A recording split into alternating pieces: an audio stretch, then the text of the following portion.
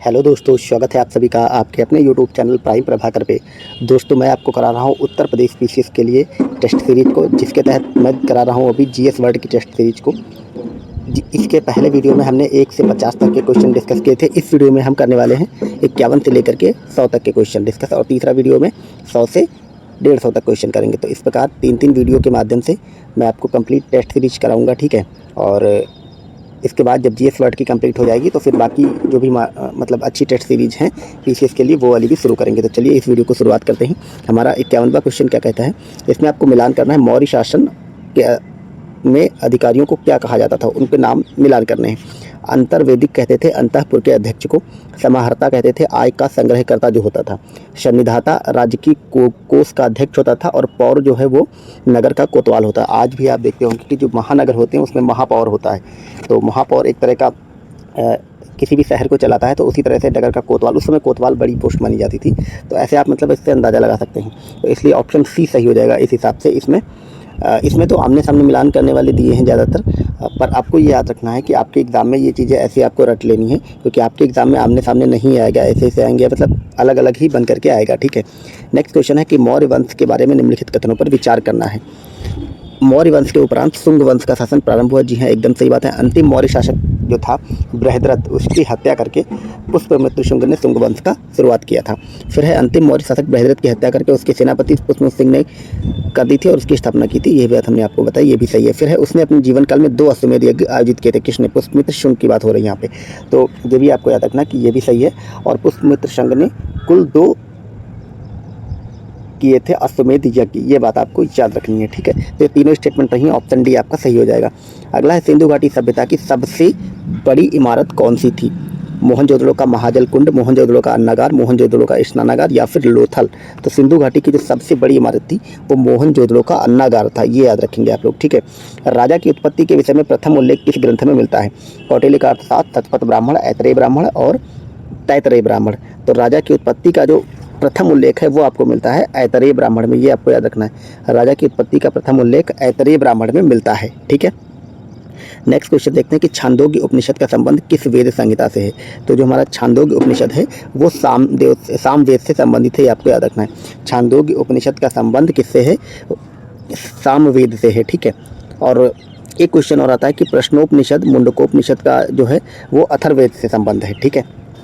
Next है 6ठी शताब्दी ईसा पूर्व में उदित होने वाले धार्मिक आंदोलन में निम्न में से कौन सा आचार नितांत भौतिकवादी थी? आपको बताना है। नितांत भौतिकवाद का मतलब है चारवाक वाली विचारधारा से प्रभावित होकर के जो लोग थे उसको पूछा गया है। तो नितांत जो भौतिकवादी चिंतक था वो अजीत केस कम्बलिंग थे, आपको याद रखना।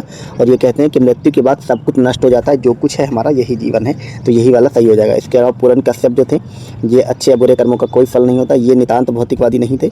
और मक्खली गोशाल भी नहीं थे। और पक्कू धक्कचायन तत्व से नित्यवादी ये भी नहीं थे। नितांत भौतिकवादी थे अजीत केस कम्बलिंग, ये आपको याद रखना है। अगला है सबसे पहले मानव सदृश प्राणी जो प्राक मानव यानी होमो सेपियंस से पहले प्रजाति रूप में भिन्न था, उसे सामान्यतः किस नाम से जाना जाता है?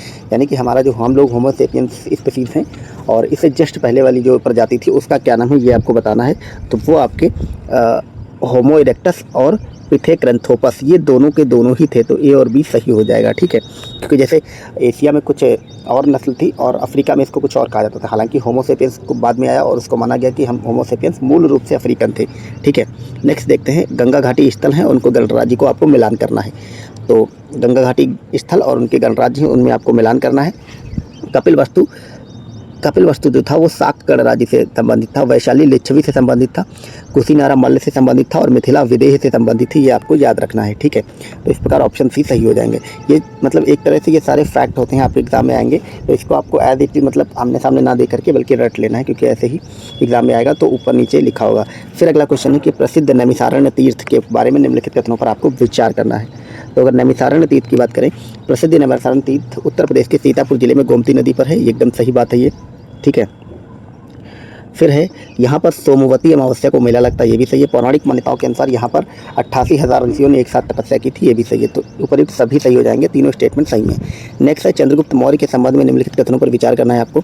सर्वप्रथम सर विलियम जॉन्स ने सेंड्रोकोटस की पहचान चंद्रगुप्त मौर्य के रूप में की थी, ये भी सही है, ठीक है। ठीक है। चंद्रगुप्त मौर्य को सेंड्रोकोटस कहा जाता है, ये सिंगल क्वेश्चन भी बन सकता है। इसके अलावा सर विलियम जोन्स ने ये नाम दिया था, ये भी आपको याद रखना है। ग्रीक और लैटिन लेखों में चंद्रगुप्त को क्रमशः सेंड्रोकोटस और एंड्रोकोटस के नाम से जानते थे, ये भी सही है। तो ग्रीक में चंद्रगुप्त मौर्य को सेंड्रोकोटस कहा जाता है और लैटिन में एंड्रोकोटस। रुद्रदामन के जूनागढ़ अभिलेख में इन्हें चंद्रगुप्त के नाम से संबोधित किया गया, ये भी सही है। तो ये तीन के तीनों ही स्टेटमेंट सही हैं। अगला हमारा क्वेश्चन है, प्राचीन भारतीय करों के संबंध में निम्नलिखित कथनों पर विचार करना है। प्राचीन भारत में भाग एवं बलि राजस्व के स्रोत थे, ठीक है। तो भाग एवं बलि राजस्व के स्रोत थे, ये भी एकदम सही है। कौटिल्य के अर्थशास्त्र के अनुसार भूमि का मालिक राजा हुआ करता था, ये भी सही है। अर्थशास्त्र में बलि का तात्पर्य उपकर से है, ये भी सही है, ठीक है। तो ये तीन के तीनों ही स्टेटमेंट सही हैं। अगला हमारा क्वेश्चन है, अशोक के राजस्व के संबंध में निम्नलिखित कथनों पर विचार करना। अशोक ने अपनी लुम्बिनी यात्रा में भाग यानी कि भू राजस्व जो थी राशि थी वो 1/6 से घटाकर 1/8 कर दी थी, और राज्य की भूमि की व्यवस्था करने वाला प्रधान अधिकारी सीता अध्यक्ष कहलाता था। सीता अध्यक्ष, ये इस तरह के जो टर्मिनोलॉजीज थी मौर्य काल की, गुप्त काल की, वो सब पूछी जाती हैं। तो सीता अध्यक्ष कौन था? राज्य की भूमि की व्यवस्था करने वाला प्रधान। तो ये भी सही हो जाएगा, दोनों के दोनों स्टेटमेंट सही हैं। नेक्स्ट हमारा क्वेश्चन है, अशोक के सारनाथ स्तंभ के बारे में निम्नलिखित कथनों पर आपको विचार करना है। तो अगर हम अशोक के सारनाथ स्तंभ की बात करें, इसमें पहला स्टेटमेंट है कि सारनाथ स्तंभ धर्मचक्र प्रवर्तन का निर्माण अशोक ने कराया था, ये सही बात है, ठीक है। ये सारे के सारे फैक्ट हैं, ये सिंगल भी पूछे जा सकते हैं, इसलिए आपको ऐसे रट लेना है। इसको भारत के राष्ट्रीय चिन्ह के रूप में स्वीकार किया गया, ये भी सही है। मौर्य युगीन सभी स्तंभ बलुआ पत्थरों से निर्मित है, ये भी है, एकदम फैक्चुअल बात है और सही बात है। तो तीन के तीनों स्टेटमेंट सही। आपसे क्वेश्चन पूछा जाएगा अगर सिंगुलर में कि मौर्य युगीन सभी स्तंभ किस पत्थर से बने हैं, तो बलुआ पत्थर से बने हैं, ये भी आपको याद रखना है। तो उपयुक्त सभी सही हो जाएंगे। नेक्स्ट क्वेश्चन देखते हैं, हम 64 नंबर क्वेश्चन पे आ गए हैं। शतरंज, प्राचीन शतरंज के संबंध में निम्नलिखित कथनों पर विचार करना है। पहला है कि यह उन प्रारंभिक खेलों में से एक है जो चतुरंग नामक युद्ध खेल के रूप में विकसित हुआ था, ये भी सही है। आपसे पूछा जाएगा कि शतरंज का प्राचीन नाम क्या था, तो वो चतुरंग था। यह भारतीय महाकाव्य महाभारत में उल्लेखित एक युद्ध व्यूह रचना संस्कृत का नाम है, ये भी सही है। गुप्त काल के दौरान शतरंज के खेल का उद्भव भारत में हुआ। भारत में शतरंज खेल का उद्भव किसके काल में हुआ, तो गुप्त काल में हुआ। ये तीनों स्टेटमेंट सही हैं, उपयुक्त सभी इसका सही जवाब हो जाएगा। अगला क्वेश्चन है, यहाँ पे आपको मिलान करना है, कुछ रचनाएं दी गई हैं और उनके रचनाकार दिए गए हैं, ठीक है। तो कौटिल्य का जो रचना है वो कौटिल्य इसमें नहीं दिया है। पाणिनि की अष्टाध्यायी है। विशाख दत्त ने मुद्रा राक्षस लिखी है। कालिदास ने अभिज्ञान शाकुंतलम लिखी है और बाण भट्ट ने कादम्बरी लिखी है, ठीक है।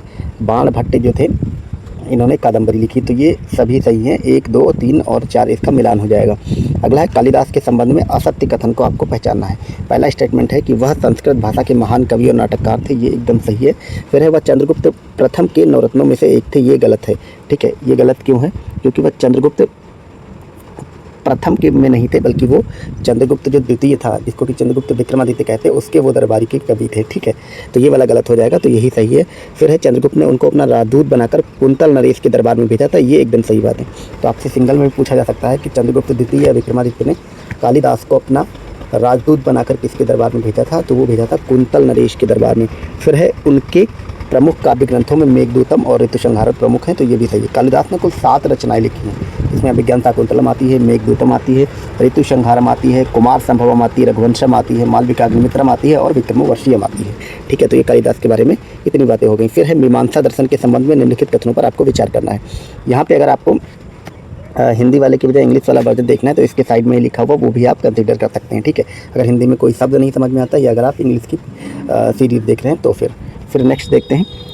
मीमांसा के दर्शन पर विचार करना है कि प्रतिपक्ष को लेकर वेद वाक्यों में वर्णित अर्थ के विचार का नाम मीमांसा है, तो ये एकदम सही बात है, ठीक है। पक्ष और प्रतिपक्ष को लेकर जो वेद वाक्य होते हैं उनमें जो वर्णित अर्थ हैं वही मीमांसा कही जाती है। कुमारिल भट्ट मीमांसा दर्शन के प्रमुख आचार्य थे, ये भी आपको याद रखना है। आपको सिंगल दे दिया जाएगा कि कुमारिल भट्ट का संबंध किस दर्शन से है, तो वो मीमांसा दर्शन से। फिर है, जैमिनी ने मीमांसा दर्शन में वर्णाश्रम व्यवस्था का वर्णन किया है, ये भी एकदम सही है। तो तीन के तीनों स्टेटमेंट सही हैं, ठीक है। नेक्स्ट है, प्राचीन संगम काल के संबंध में निम्नलिखित कथनों पर विचार करना है। प्राचीन संगम काल में जिन ग्रंथों की रचनाएं की गई उनको संगम साहित्य कहा गया, तो ये भी एकदम सही है, ठीक है। फिर है, इनमें चोल, चेर और पांड्य और कदम्ब राजवंश का उल्लेख है, ये गलत हो जाएगा क्योंकि इसमें कदम्ब राजवंश का उल्लेख नहीं है।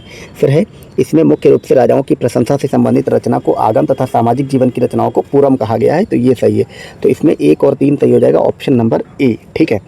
तो ये चीज़ अलग से आपको याद रखना है कि जो संगम साहित्य था या संगम काल था उसमें आगम क्या था और पूरम क्या था, ठीक है। जो राजाओं की प्रशंसा की गई थी उसको आगम कहा गया, और अगर सामाजिक जीवन से संबंधित कोई रचना थी तो उसको पूरम कहा गया। ये चीज़ आपको याद रखनी है।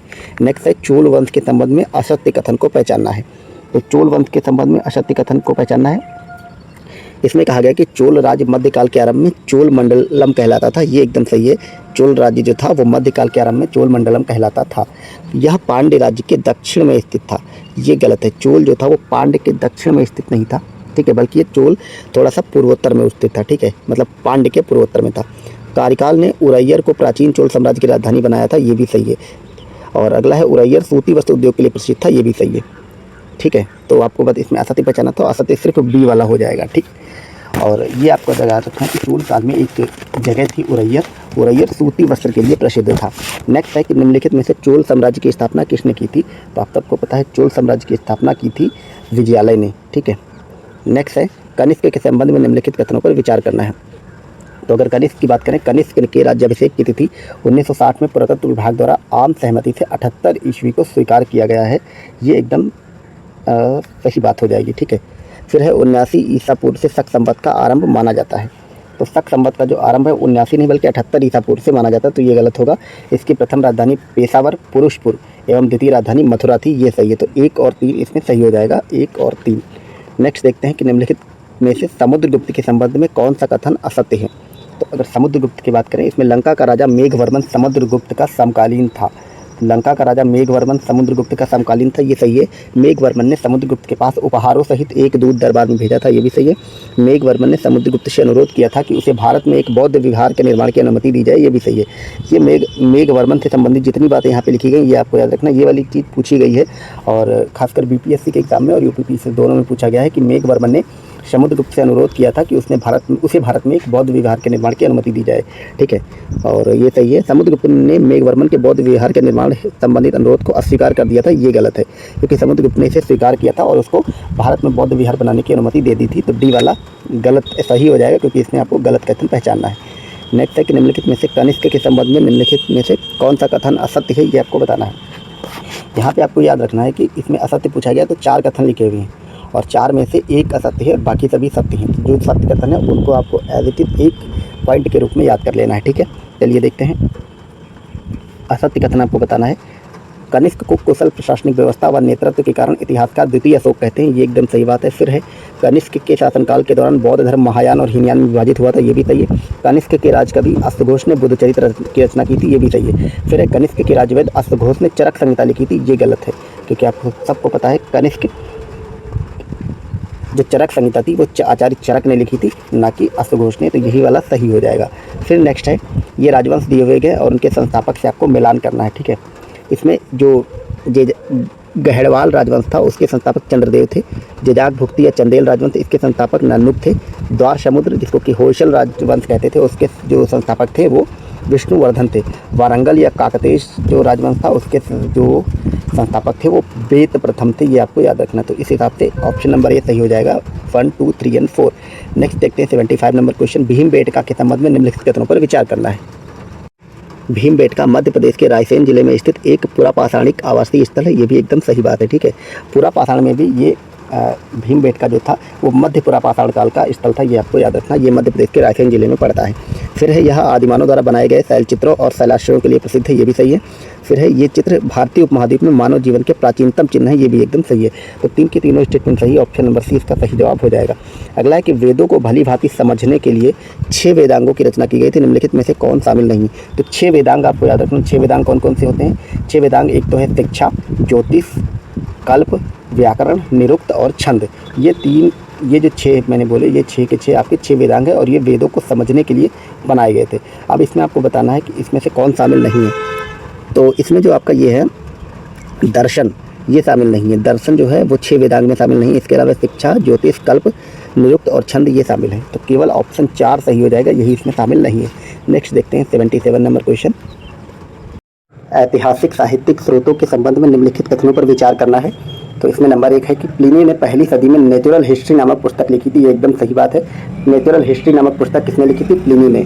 टॉलेमी की पुस्तक ज्योग्राफी और किसी अज्ञात लेखक की पुस्तक Periplus of the Erythraean free से भारत के भूगोल और व्यापारिक वस्तुओं के बारे में जानकारी मिलती है, ये भी सही है। और तीसरा है कि Periplus of the Erythraean free की रचना हेरोडोटस ने की थी, ये गलत है, क्योंकि अभी हमने ऊपर देखा कि Periplus of the Erythraean free किसी अज्ञात लेखक ने लिखी थी, इसलिए ये गलत हो जाएगी। ऑप्शन हो जाएगा आपका 1 और 2 इज राइट। ठीक है, नेक्स्ट क्वेश्चन है, इसमें मंदिर दिए गए और उनके कुछ स्थान दिए गए हैं, वो हमको मिलान करने। ठीक है, नैना कुठार का मंदिर मध्य प्रदेश में पड़ता है।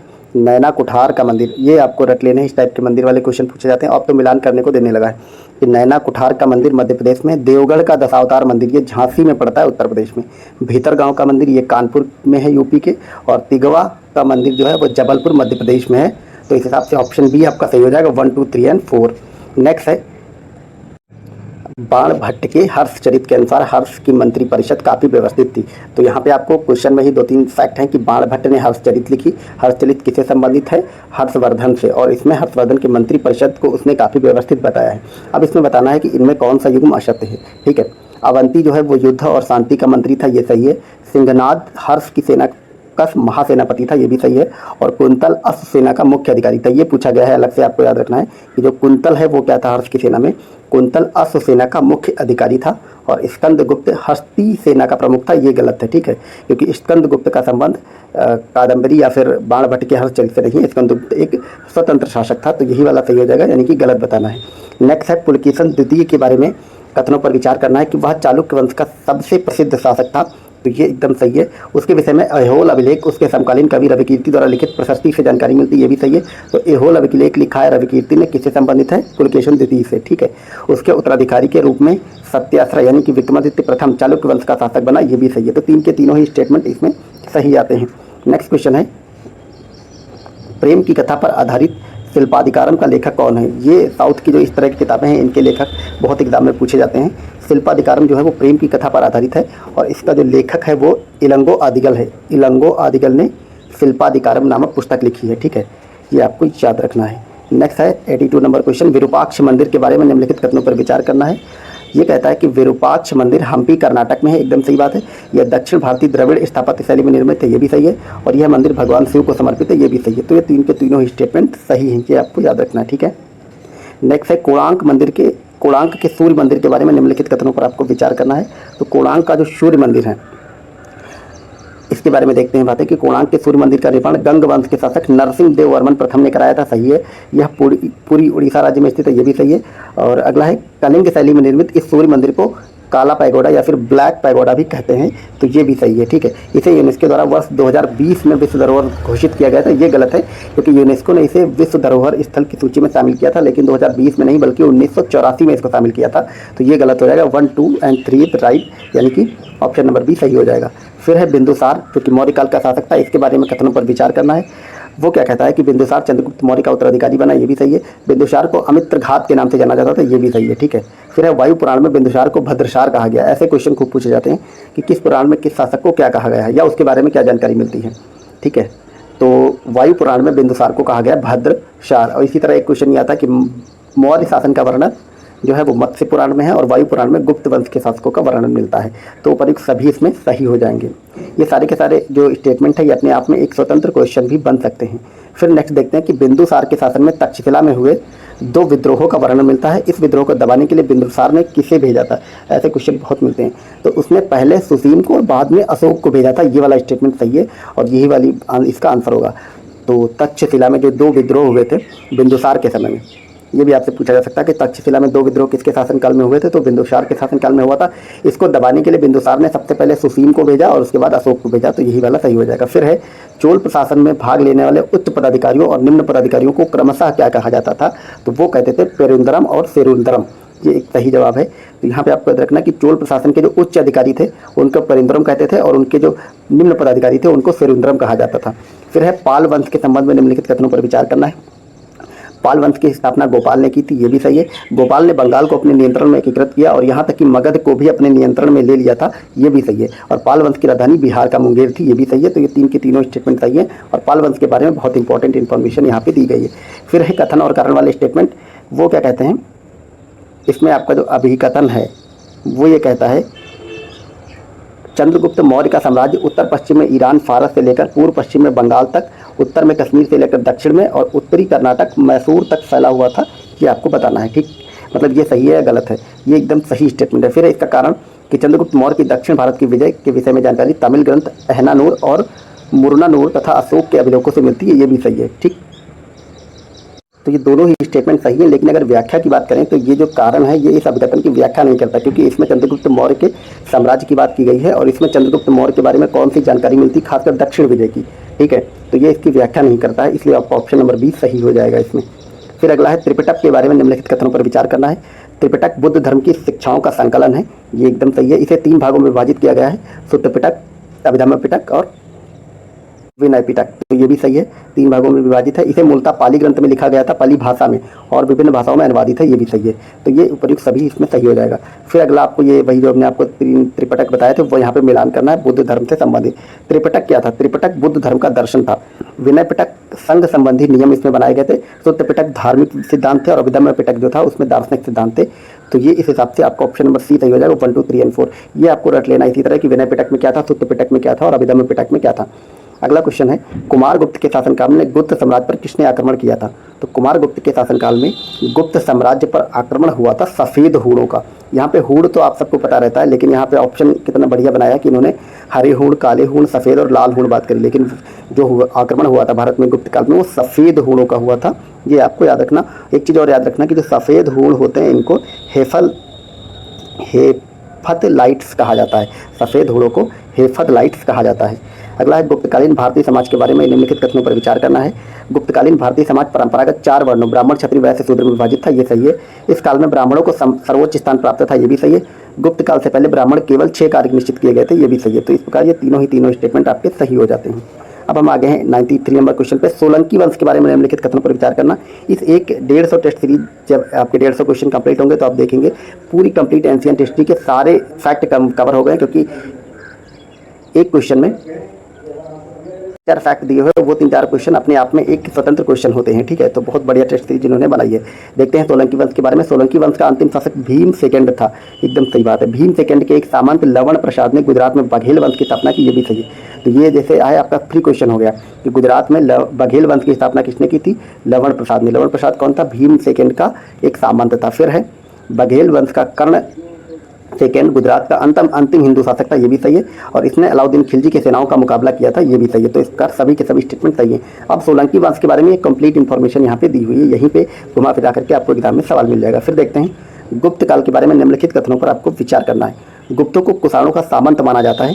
गुप्तों को कुषाणों का सामंत माना जाता है, एकदम सही बात है। गुप्तों के मूल राज्य में प्रयाग सत्ता के केंद्र में और साथ ही उत्तर प्रदेश और बिहार शामिल था, ये भी सही है। कला, साहित्य, विज्ञान और प्रौद्योगिकी के क्षेत्र में कई उपलब्धियों के कारण प्राचीन भारत में गुप्त काल को स्वर्णयुग कहा जाता है, ये भी सही है। तो ये सभी के सभी स्टेटमेंट सही है। फिर देखते हैं कि राजा भोज के संबंध में निम्नलिखित कथनों पर विचार करना है। परमार वंश का सर्वाधिक शक्तिशाली शासक राजा भोज था, एकदम सही बात है। राजा भोज ने भोपाल के दक्षिण में भोजपुर नामक झील का निर्माण करवाया था।